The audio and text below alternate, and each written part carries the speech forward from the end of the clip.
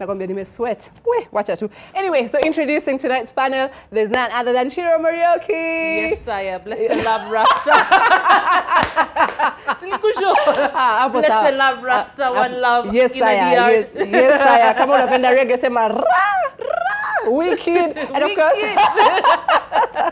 introducing Anita. She's looking so amazing, by the way. Anita atafanya ninyoe dready. Atafanya ninyoe dready nianze kununua human hair at this rate. Well, thanks. Yeah. So it's mine. Wacha ku refer to it kama sio yangu. You have the receipt. It's okay. You bought it. It's okay. Atuta kujaja Anita. And of course, the one and only boy child, Jeff Mote. Boy child, still. Yeah, so anyway, so we started with the first story, right? So Sironi, kuna place pia inaitwa Limunga, and Maili Saba in Laikipia experienced a hailstorm. Na watu huko washaanza kufeel ni kama watu wa majuu, unashika kidogo kidogo wataanza kuvaa mafako tunashika mabalaclava lakini sasa huko kwetu zinaitwa mboshori. So do you think this is a sign that Kenya is now becoming a developed country? Ciru, tuambie sasa. You know, first of all, me, I don't know this excitos for. First of all, in Kikuyu you call it buraya bebe, yani hailstones. This was not mvua ya mahindi. Yes, this is not snow, it was hailstones. Secondly, people were saying nowadays you need a visa, like to live and work in Nyahururu. Yes. Apply for a permanent residency visa because kusha kuwa maju. Yes. But I mean, honestly, I think it's a sign that there's something seriously wrong with the climate. This is climate change right here. People think it is a lie. Yeah. That, you know, that the choices we're making, that they affect the environment. This, I don't think we used to see this 50, 60, even 20 years ago. Now we are seeing this every year. Kona shida bana. Mliambia mwacha kukata miti ya msikiagi, lakini sasa mnakatanga miti zingine. Anita, what do you have to say about that, girl? I don't want to miss you guys. I've just started, the show started and I'm already laughing. I have tears. I don't know if I'll have mascara by the end of the show. Anita bana. We need you to stay pretty, girl. Yeah, I'm trying. I'm trying. First of all, hi Trump, to the person who doesn't really believe that global warming exists, right? Thinks it's a scam to get America to pay for developed countries to fight global warming. This is just a sign of what it is. You guys, Nairobi is so cold. Never has it been this cold. Ever. Tuesday. Hey? Yeah, how was Nyahururu 4.6 degrees? 4.6. And now for you guys who want us to apply for visas, you cannot get snow unless it's -0 degrees. So what you had is, as what Ciru has said, it's hailstones. When you are pole tafadhali. Anita amesema hiyo story, na Anita amesema watu ende zero grazing na inakuwa ni zero rated issue. So Jeff, unajua mimi nimeona kuna mahaters wengi sana hawataka Nyahururu iprosper. Wanaambia they can go and ski. There's a ski resort ishatengenezwa, watu wamelipa weekend, watu waende Nyahururu. So let's not say it's hailstones. Let's guys go to the Europe within Kenya. They enjoy, they ski, take pictures in the snow, make snowmen. and you know, get it trending, tembea Kenya. Once upon a time, there used to be hailstones in Eldoret. Nikuteleza Kenya. Just Kenya. Like that. All right, moving on, by the way. So now, when it comes to policing of women's bodies and how, you know, we should dress and how we should look like, I think Uganda takes the cup. So anyway, so the Ugandan Ministry of Public Service has been trending a better part of this week after a directive issued on the dress code of public servants. Now listen to this. Now all officers are required to dress decently generally in the generally accepted standards of the Ugandan society, which is Kenyan translation for law. So female officers, according to the letter, should avoid wearing sleeves, transparent blouses and dresses at the workplace, and ensure that clothing covers our cleavage, navels, knees and back. Female officers will also not be allowed to appear for duty in open flat shoes except on a doctor's recommendation or medical grounds. Wear bright colored hair in form of natural hair, braids, hair extensions. Those who choose to wear trousers may do so, but the trousers must be worn in form of smart lady suits with jackets long enough to cover the bottom. I'm even tired. The circular directs that male public officers are required to dress in neat trousers, long-sleeved shirts, jacket and a tie. Open shoes are not allowed. Ciru, just go with this. You know what? Me, first of all, I'm actually, even though this is a load of bull, I'm actually glad that it wasn't just women that were singled out. Like also guys were told that even you guys, you have to dress like this. But have you just seen? have one question. Yeah. How are open shoes indecent? Like, will I see someone's toes and be overcome? No, you know. Oh my God, I have the vapors. Ma, do declare it is a toe. My God. Ile kitu imenibamba kwa hiyo sakila wamesema unless ukuwe na barua ya daktari ndio unaweza vaa sandals. Nitakuwa na file yenye imejamba barua za daktari. Njambi, you know me. What is a high heel in my life? What are those? Sasa Anita when you aliweza na stilettos. Me, I can't do Anita sasa wewe huwezi uji kwa sababu sasa high heels nothing, girl, nothing. I lived there for 4 years, and in the school I was in, you were not allowed to have hair longer than like 2 inches max. Yeah. Trust my mother to have gone and gotten a note that says her entire family, all of us kids, we have a modeling career in Kenya. If we cut our hair, then we cannot make money, and she cannot pay the tuition, hence we cannot be in that school. So your mother is the one. There's no way you are cutting Mrs. Josephine Hassan Nderu's children's hair. There's no way. I wish Madam Wana watch you show side. So we got to keep our hair. So if it's medical notes they want, that's fine. But what I will say is, you have to dress the part of your job. Exactly. Sometimes you must admit, some people go overboard with how they dress to a job that doesn't necessarily require you to attract that much attention. But in that circular, there's a part that said, the way the women dress is sexually harassing to the men. And I was like, are you trying to say that these men can't control their urges? But then again, just dress decently for your job or for whatever you're required to do. But I agree with Ciru. Open shoes. When you'll see someone's toes and you'll be like, oh yeah. I am so aroused by your big toe. So anyway, I like the way your toes hang onto your shoes. Let's take a bite. Let's listen to this soundbite, and then Jeff, I'll be back to get your comment on this. Generally, in Uganda, and we are talking about generally, that means the majority, do not believe in people exposing their body parts, which should otherwise be covered. Hiya, in Nairobi, we have Jeff Mote as we are waiting for your comment and your opinion. What do you have to tell us? You do know the beautiful thing with this show called The Trend is that you can't see I am wearing open shoes, and we are not in Uganda. And I'm telling you, young man, what if you decided to remove that chart? The show wouldn't go on. But moving on swiftly. Anyway, seriously though, I don't know why there was such a hue and cry over this story. Because at the end of the day, let's be honest. It's a government office. Very many people go there. There'll be guys like Anita, you guys, and then there'll be shows, and there'll be all different kind of people. So you have to be conservative to an extent. But there are some headlines that said, Uganda government bans miniskirts. I think it was all across the board. I think it was kind of fair. If you're going to have I'm actually glad I don't want to be shocked with toes and cleavage. Okay, moving on. You know, the thing that I like the most is what you know, Jeff has said and what Anita said. Dress for the job. Now if you start telling people I'm sexually Generally Ciru. That one has failed you. No, but if it comes to you're telling me I'm sexually harassing people because they've seen my big toe, then yes, moving on swiftly, by the way, and speaking of fairness, you know, the presidential debate was set to go down on Monday, the 10th of July, lakini farasi wawili walijitoa, so kuna watu wamebakia nao pia wanajita presidential aspirant. So basically, President Uhuru Kenyatta and Baba had pulled out of the race simultaneously, citing different reasons. However, the organizers of the debate have moved it to the 24th of this month to give the parties more time. What do you make of this? Ili kufeel important, ama say wanaogopa kuface maswali, ama ni aje? Jeff? You know, me, by the way, the funniest thing was, before all of this, they said they'd spent like 100 million to organize this whole debate.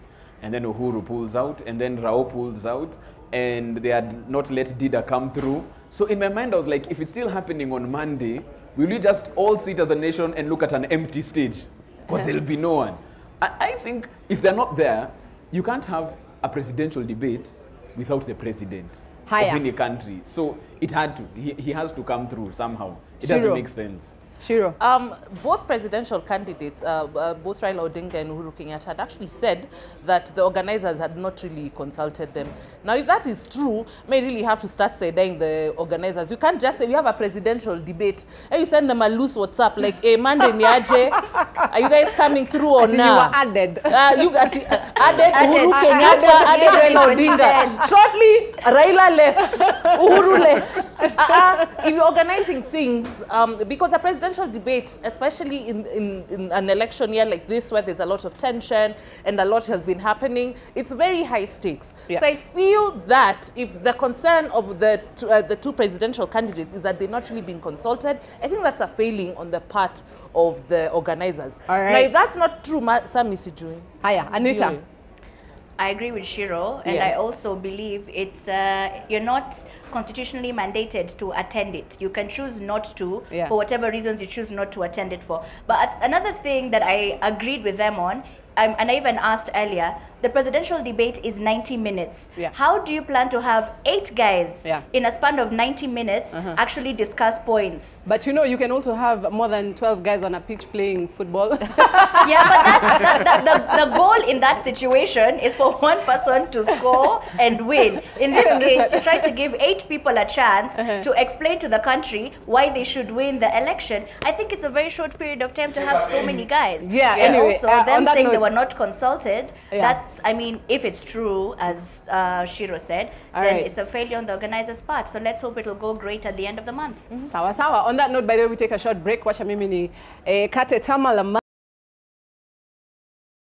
And welcome back. Na nachekia hapa hivi kwenye Twitter watu wamejiachilia kujiachilia. Nachekia hapa hivi Victor @Victor KP ananiambia Njambi, yani you can koroga ngoso like that. Kutufichia white tu na ngoja ungoe na hukam through. Si come through. Ile tizi nimefanya. Nimefanya tizi hivi wiki yote my friend. Nimeko mbele ya wardrobe hapo hivyo na mamira nikiongea tu kilami mbaya. Kazi yangu ni kusoma Daily Nation kila siku. Nisingoe hapa hivi. Anyway. Anyway, big up everybody watching. Jackson Dungo, I see you say the trend is amazing congregation. And then of course, Njeri Moshai, we see you too. Right, moving on swiftly. Sasa kuna history ya 11 girls from Dede Girls Secondary School have been suspended following an incident whereby 10 boys from Manyata Secondary School spent hours in their dormitories without knowledge of their teachers. Na ni usiku, haikuwa mchana. So swali mimi nauliza first of all, mawochi walikuwa wapi? Interestingly, only the girls have been suspended or had been suspended by the time this story was getting to the media. So the two schools are 20 kilometers apart. Alafu makarao wame launch investigations za nini na maboys wanasema walienda na nduthi. So mimi nataka kujua sana kama maboys wanaweza spend more time unashika kwa dom za madem na hiyo ndio time wanafaa kwa laibu. Anyway, sijui, but anyway, Anita and Nderu, what do you think of that? As usual, the youth these days can be so disappointing. You have one job, when your parents send you to school, study, get an education, get out of there, make a life for yourself, stop stressing your folks. You're trying to tell me, this is what pissed me off even more. The dormitory had 100 girls. These 10 boys went to see specific girls. And all these other girls were told, don't say a word to the teachers. I mean, surely there's somebody there who could have been there with their torch, reading a book, you know, just innocently doing what they're doing. And then one of the girls said, when the boys came, they entertained several girls for those hours. It really irks me to even try and imagine what the hell that's supposed to mean. Why are they doing this? What is wrong with kids? Why can't they just be kids for the duration they're supposed to be kids? Let me tell you, when you get to my age of 27, you will pray you were back in high school and you were a kid again. It's not fun to be an adult. So while you can be a kid, be a kid, do what is expected of you, and then once you're an adult and out of your parents' house, then you can go do all the madhogodhanyo that you want. That took a while. You can but adult. While you're under your parents' roof, respect them, do what's expected of you, and for Pete's sake, nduthi in the middle of the night. Is it ever that serious? And the school is 20 kilometers apart. 20 kilometers? 20 kilometers apart. You could have gone to Nyahururu and seen snow. I know, instead you went and saw something you see every day. It's crazy. But I think that's a problem. What problem? Actually, that's a problem. with the whole school system, and I'm not saying what they did was right. I mean, there's no way. These guys traveled 40 kilometers in the middle of the night. 20. Yeah. That is just insanity. You must be a Kikuyu when it comes to telling stories. No. Anita is 22 and fro. So 22 and fro is 40 kilometers. Oh, okay, fine. Fair enough. Sorry. I failed math in all fairness. We see that. Don't worry, we got you. But at the same time, it's not something they see every day. And I think that's one thing that it's a flaw with the 844 system, because guys are cooked up. All you're doing is reading. There's no time to socialize. There's no time for extracurricular activities. Even though to see girls positive entertainment. Jeff, it's not such a big deal. Jeff, tunaona mali unaenda, unataka kutuambia shule lazima kuwe na extracurricular activities. Hapana, Ciru. Moving on. Nataka kuona madem kwa shule yenu. Hapana. Jeff, wewe. Tunakuja sana. Ciru, by the way, tukimalizia hiyo story before we move on to the next story. Anita raised a valid query. You know, kulisemekana that those boys were entertaining people. Yes. And then it wasn't a puppet show. It wasn't a concert. It wasn't a rehearsal. Yeah. So, and it was at night. Usiku mzima. Then I want to know, these, you know, the 844 system has failed at identifying talent. These boys, if we had intelligence, Ciru. if we had CIA in this country, special branch, as soon as these boys finish school, special branch. Because how you go 40 kilometers, you travel 2 and 2, 2 and fro at 2 and 2. No, see, they were caught at the school. Yeah, so you're caught. You've traveled to the school, you spent an entire night. Now, sisi, who are in Desta. Yes. Even cobras used to enter the girls' dorms, but no boys. Hata ungewachwa na school bus unajipanga. But moving on swiftly, you know. Moving on swiftly. Other matters that are rising to the occasion, apart from students. Wow. Right? Oh my God, wow. Oh, come on. No, this has gone south. Literally. Get your mind off the gutter. Carry on. No, I'm talking about matters rising to the occasion because self-proclaimed prophet Dr. Owor allegedly brought a woman identified as Mama Rosa in West Pokot back to life. So she rose back to life.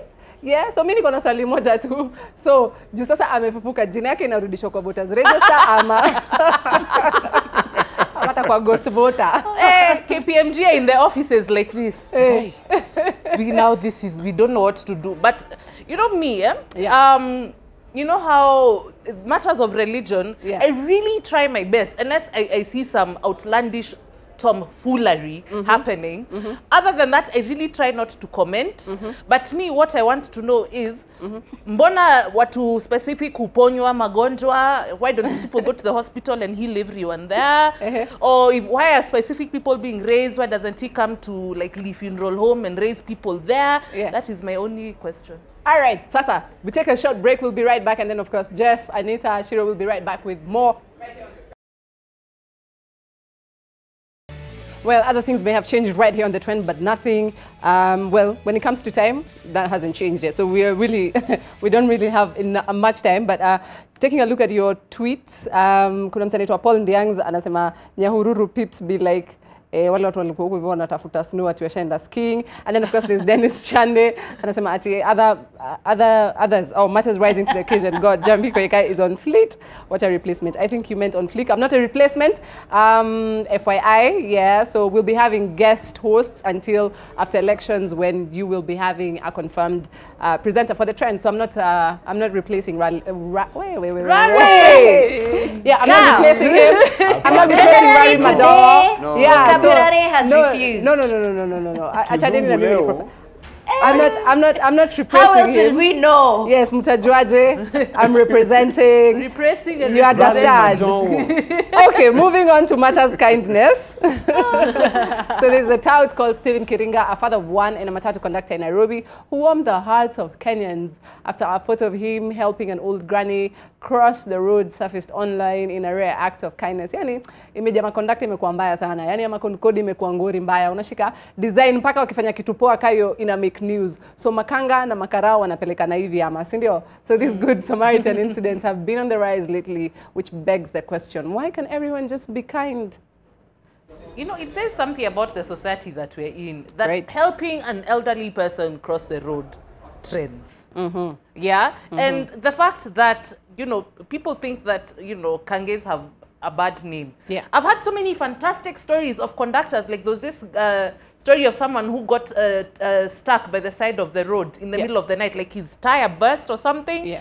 And a Kange stopped the matatu, like he was on Kiambu Road, and the Kange stopped the matatu and told him, listen, we'll help you change this tire quickly, and we have to get you out of here huku si kuzuri. Right. So I feel that it says something about us, that something as a basic as helping your elders cross the road is big news. It's sad. Mote, Jeff.